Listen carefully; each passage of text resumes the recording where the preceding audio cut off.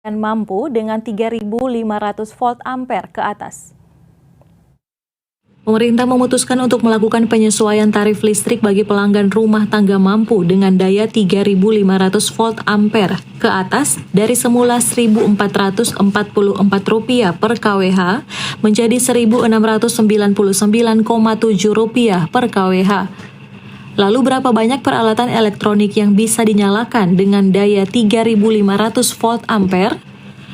Ternyata pelanggan dengan daya 3.500 volt ampere dapat menyalakan 10 jenis barang elektronik secara bersamaan tanpa padam. Vice President Komunikasi Korporat PLN Gregorius Adi Trianto menjelaskan dengan adanya daya 3.500 volt ampere sejatinya bisa dimanfaatkan oleh masyarakat secara maksimal.